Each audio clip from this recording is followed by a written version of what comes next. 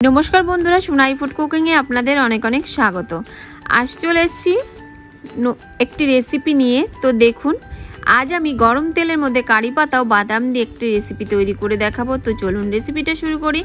एखाने आमी चीना बादाम निये नियेछि 1 काप, ओई 150 ग्रामेर मतो बादाम, और एखाने 4टे शुकनो लंका और किछु कारी पाता। ভিডিওটা স্কিপ না করে সম্পূর্ণ ভিডিওটা দেখার জন্য অনুরোধ রইল।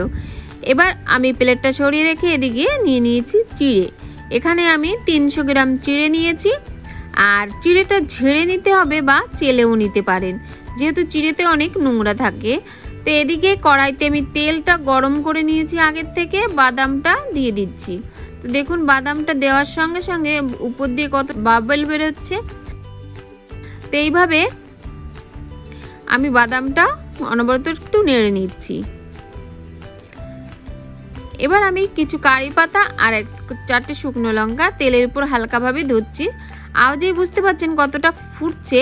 এরকম ভাবে ডাইরেক্ট দিয়ে দেবেন না, আস্তে আস্তে দিয়ে দিতে হবে, না হলে তেল ছিটকে গায়ে লাগতে পারে।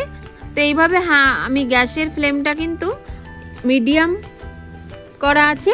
তো এইভাবে আমি লঙ্কা আর কারি পাতাটা ভেজে তুলে নিয়েছি। আর বাদামের থেকে দেখুন বাবেলোটা অনেকটাই কমে গেছে, হালকা উঠছে। তো এবার আমি বাদাম ভাজাটা হয়ে গেছে, এবার নামিয়ে নিচ্ছি।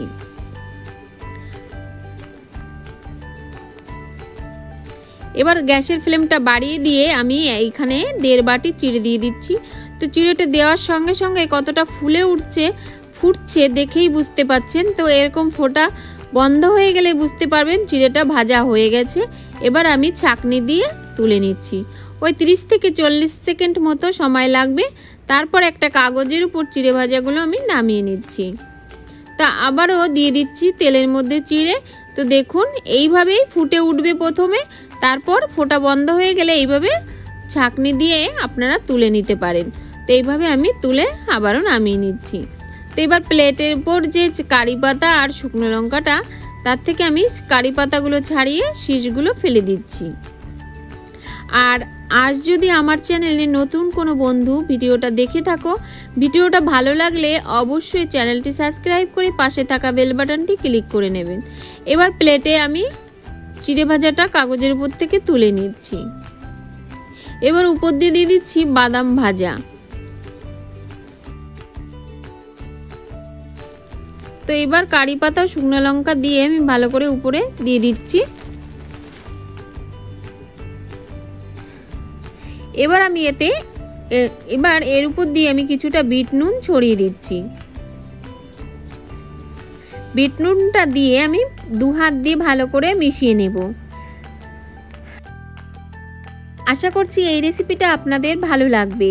প্রতিদিনের মতো এই রেসিপিটাও ভালো লাগবে। আর ভালো লাগলে অবশ্যই লাইক কমেন্ট শেয়ার করতে ভুলবেন না।